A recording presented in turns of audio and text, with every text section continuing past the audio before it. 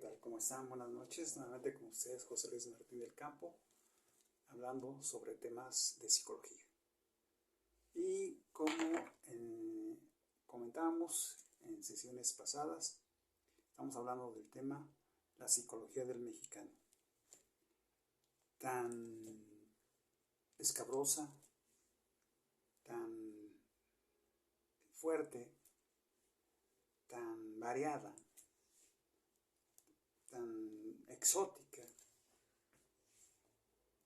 y tan significativa como es precisamente el pensamiento de nuestra raza, de nuestra civilización, de nuestra cultura,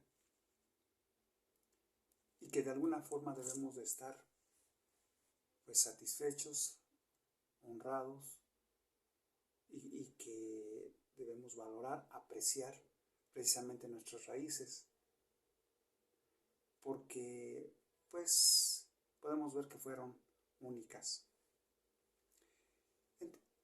Para entrar en detalle y recordar un poco, pues hemos estado hablando precisamente de cómo inició, ¿sí? A través de las culturas mesoamericanas, y a través de que después vino la conquista, vino pues la invasión, ¿sí? Vino la época colonial y empezó a haber diferentes formas de pensar, otro tipo de forma de gobernar. Pero bueno, pues sabemos perfectamente bien que pues muchos de los resultados, o más bien fines de esta conquista, fue saquear, hacerse de más territorios, de las riquezas que ambicionaban las grandes naciones conquistadoras en esos momentos. Y pues bueno, bien, fuimos conquistados precisamente por España, y hablábamos a través de cómo se fue formando. Después vinieron los criollos, y hubo una lucha, como comentábamos, interna, fraternicida, ¿sí? Donde los criollos expulsaron a los peninsulares, y se vino dando todo este cambio, se vino dando, y hasta la fecha vemos que pues no ha cambiado mucho la situación, ¿sí? Hablamos de muchos tipos de mexicanos, ¿sí? A los descendientes de las culturas mesoamericanas,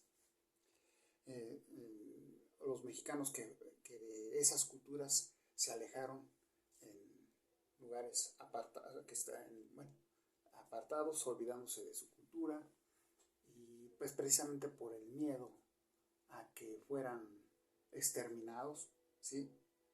Aquellos mexicanos que de alguna manera tenían raíces y pensamientos, cultura, religión, pero que tuvieron que olvidarlas. Mexicanos formados por mestizos, por otras culturas que vinieron a otras razas que vinieron a nuestro pues territorio, y hubo una mezcla, ¿sí? Forma de pensamientos diferentes, pues que a lo mejor en otras partes del mundo así fue, así se formaron esos países, pero aquí hablamos de nuestro México, de cómo fuimos transformándonos a lo que hoy somos, ¿sí?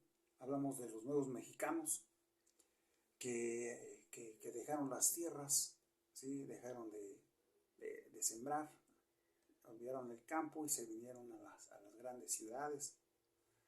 O aquellos mexicanos que tuvieron o que tienen el poder en sus manos, que tienen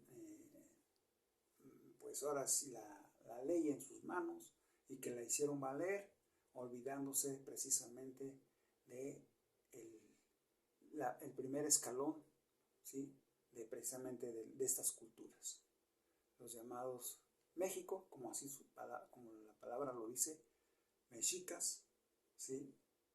Quienes fueron precisamente esas raíces que ahora las que tenemos. Y hablamos precisamente que hubo personas importantes, o hay personas importantes, escritores importantes, filósofos importantes, estudiosos de hacer sus libros, sus escritos, sus ensayos, hablando precisamente de esta cultura del mexicano, esta cultura de la psicología del mexicano. Ya hablamos de Octavio Paz. Que en su momento hablaba precisamente de cómo el comportamiento, habla de cómo es el comportamiento del mexicano. Él lo describe como un ser a la defensiva, ¿sí? En una actitud de desconfianza, ¿sí? que suele disimular su actitud, ¿sí? Tratando de pasar desapercibido como si no existiera. Y por lo mismo, pues es difícil saber quién es en realidad este tipo de mexicanos. Por obvias razones, pues ese comportamiento se vio dando precisamente por la conquista. Y tenemos a otro filósofo mexicano.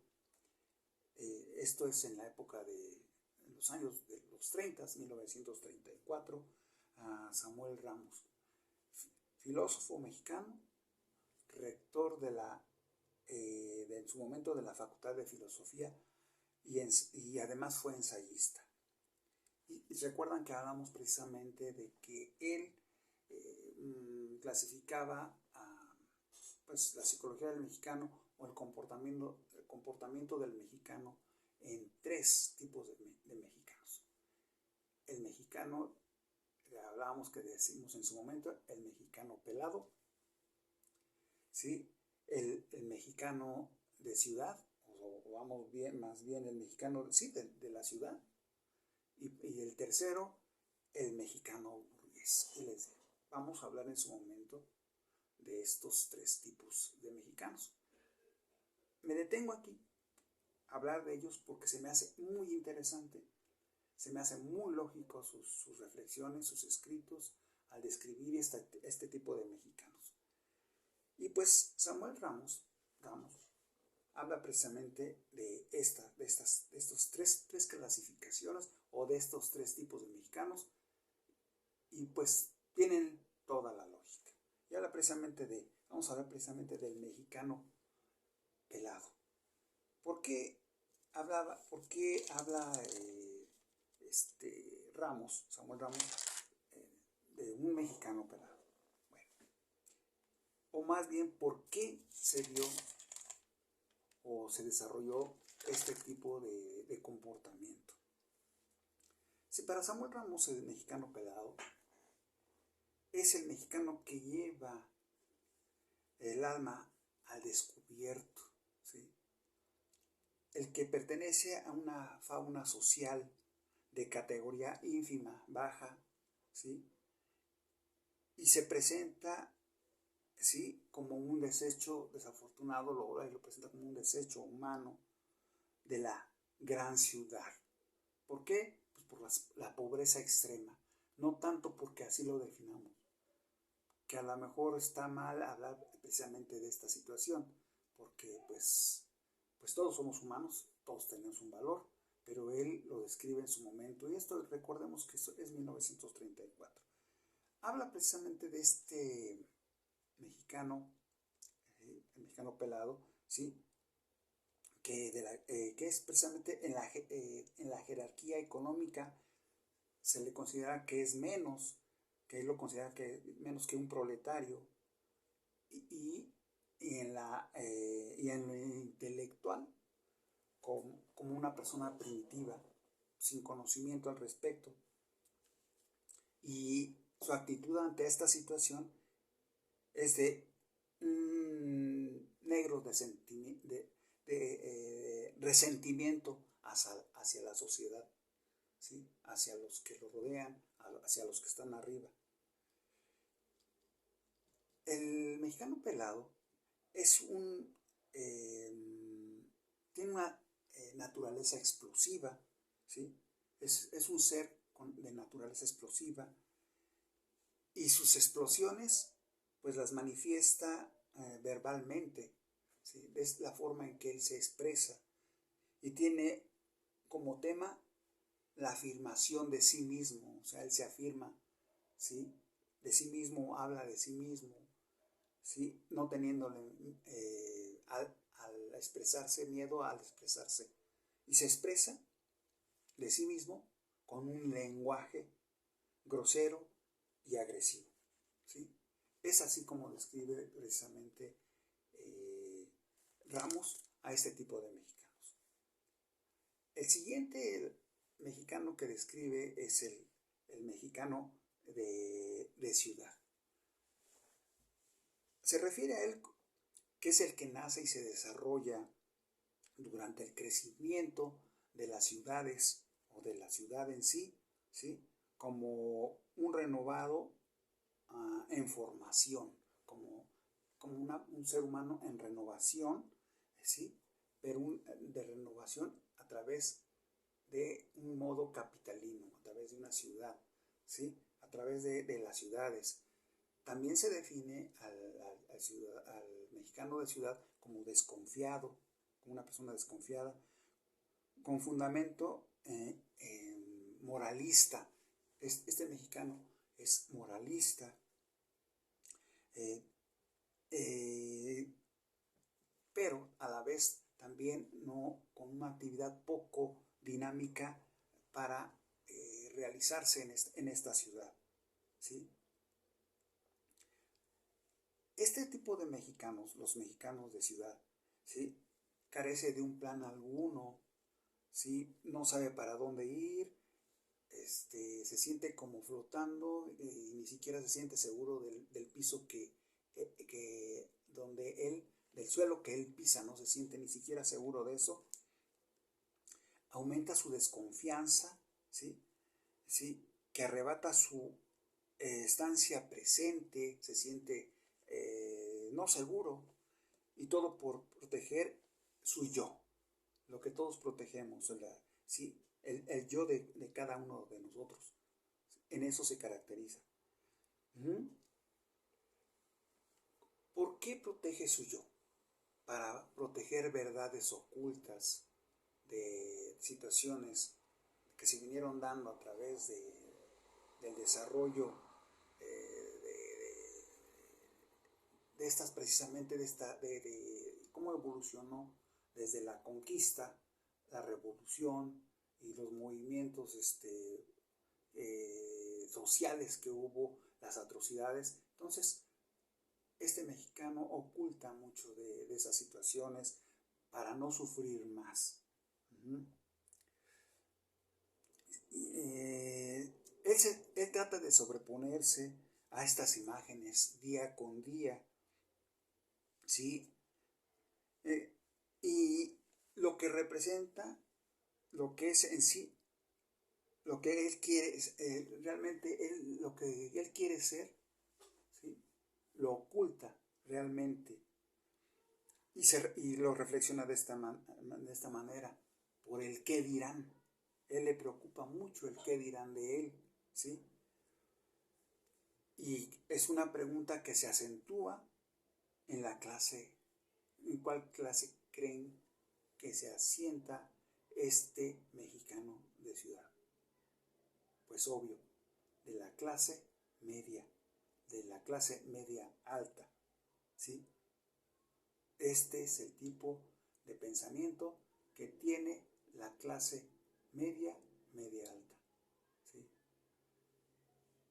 Nos vamos dando cuenta cómo se va precisamente clasificando según la forma en que nos vamos comportando, ¿sí? Cómo se comporta el mexicano dependiendo del estrato que pertenece en este gran país, ¿sí? Sí, a lo que respecta ahora al tercer mexicano que habla Ramos, es al mexicano burgués. Este tipo de mexicanos, el burgués, es muy susceptible a la crítica, ¿sí? Extraordinariamente es susceptible a que lo critiquen y lo mantiene a raya, oculto, anticipándose para que no sepan más de él, ¿sí? Para que no lo ataquen. Y tampoco él ataca a, a los que son de su mismo nivel, ¿sí? Burgués, ¿sí? No lo ataca porque es atacarse a sí mismo, entonces hay cierta hipocresía, ¿sí? Porque él oculta todavía más situaciones pues que se dan en su nivel. ¿Y cómo podemos nosotros ejemplificar esto? ¿Sí? Bueno, primero aclarar que él no tiene ni siquiera la intención, ¿sí?, de criticar a su prójimo de su mismo nivel. ¿Por qué? Pues por la misma razón a que le teme a la autocrítica para evitar quedar polarizado. El ejemplo lo vamos a ver en el siguiente párrafo para que lo entiendan un poquito mejor. Dice así este párrafo: todos somos hipócritas. Bueno, pero primero vamos a ubicarnos al mexicano burgués, ¿sí? Todos somos hipócritas. No podemos vernos ni juzgarnos como vemos y juzgamos a los demás. Dice así: hasta yo, según, o sea, vamos a ver un ser ficticio que está hablando y dice así: hasta yo, que no me daba cuenta de nada, sabía que mi padre llevaba años manteniendo la casa chica de una señora, su exsecretaria, con la que tuvo 2 niñas. ¿Qué quiere decir esto? Que a lo mejor lo saben todos, pero se quedan callados. Estas situaciones de inmoralidad, ¿sí?, tratan de ocultar lo que a veces las clases media y baja pues no lo hacen. Eso lo pasan pues desapercibido, no, simplemente no lo toman como tan importante como esta clase, como la clase burguesa, pero ellos sí. La clase burguesa oculta sus, nos vamos a llamar, sus pecadillos, sus inmoralidades, ¿sí?, para evitar ser expuestos a una crítica severa de los que lo rodean. Ahí se acentúa más el que dirán, ¿sí? Vayan viendo, el mexicano pelado, que no le importa y explota.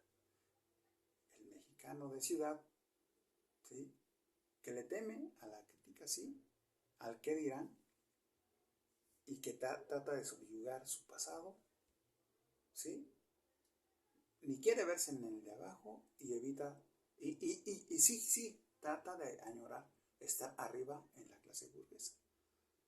Pero le preocupa también mucho el que dirán. Y la clase burguesa, donde está el dinero, donde está el poder, donde está la avaricia, donde está muchas cosas. Y dentro de ello, una gran hipocresía.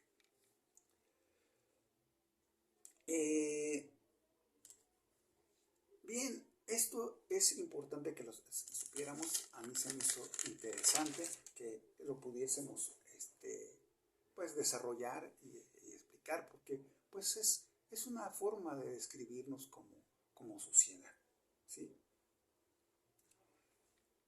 Y volviendo precisamente a la forma de cómo es el mexicano, la psicología del mexicano, pues regresamos desafortunadamente que existe en México un poderoso sistema, ¿sí?, actual de castas, pero este está disfrazado, ¿sí?, hipócritamente, en el que aproximadamente el 10% de la población posee casi el 50% de la riqueza total de México, ¿sí?, de la riqueza nacional, así como lo ven.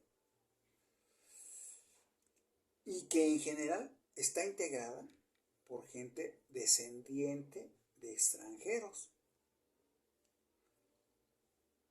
Y solamente por un puñado de familias que controlan económicamente y políticamente a nuestro país. Igual, ni más ni menos que en la época colonial.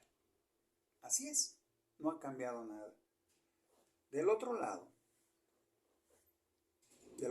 ahora sí de la moneda, sí, otro 10% está integrado, según por el INEGI, por los indígenas, ¿sí?, porque aceptan voluntariamente ser censados, ¿sí?, hablar y también aceptan que hablan una lengua indígena, aunque sabemos perfectamente que muchos indígenas, hablantes de sus lenguas maternas, no reconocen públicamente que son hablantes de una lengua original. ¿Por qué? Por el temor, desafortunadamente, de ser discriminados. Esto es terrible, ¿no lo creen? Este 10% posee únicamente el 1% de la riqueza nacional. Les fue arrebatada. Si lo vemos desapasionadamente, les fue arrebatada la riqueza. Hablamos de territorio, hablamos de mares, bosques, minerales, alimentación, la riqueza de este gran país les fue arrebatada como tal. Pero bueno, este es el desarrollo y este es el tema que estamos viendo. En medio queda una masa informe de estos dos, tanto hablamos de la clase alta que tiene el 50% de riqueza, ¿sí?, y de la otra que tiene el 1% de riqueza.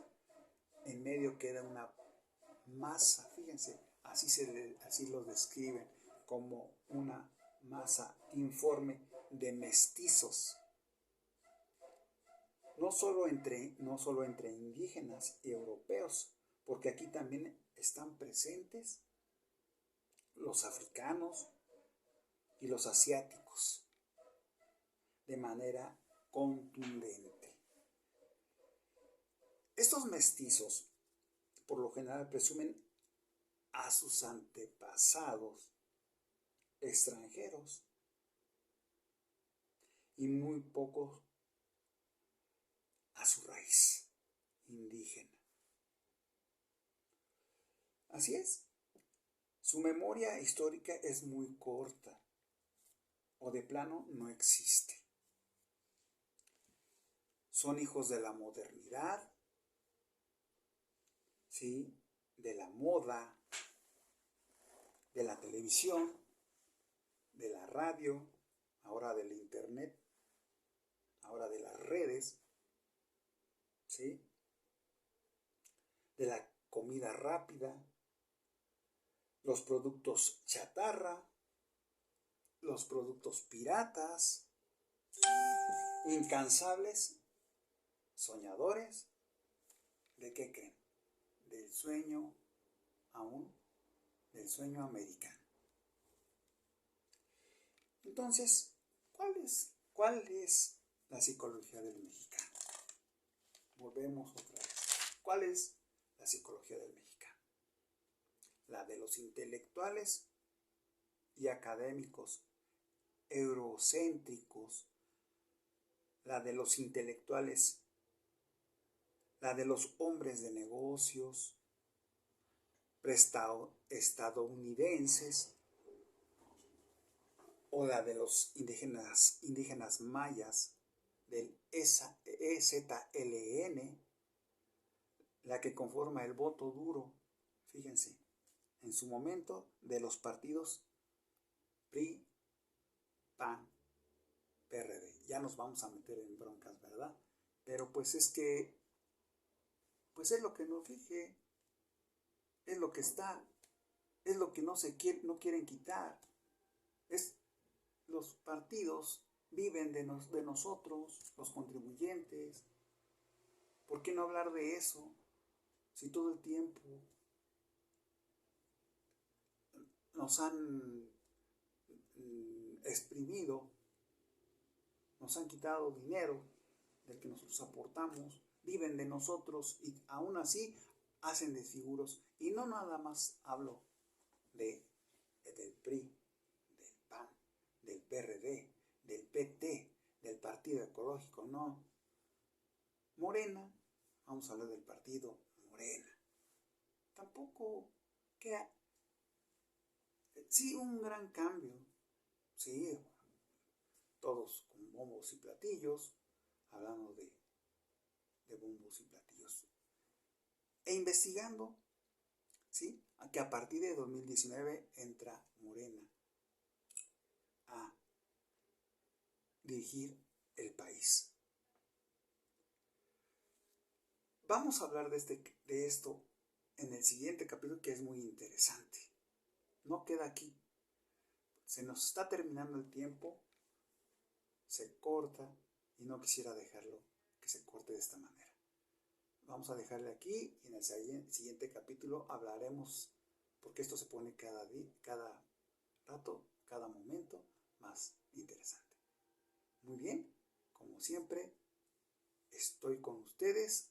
Nos vemos en el próximo capítulo para seguir hablando de este tan interesante tema, la psicología del mexicano. Muchísimas gracias, como siempre. Pasen ustedes buenas noches, descansen. Hasta la próxima. Estoy con ustedes.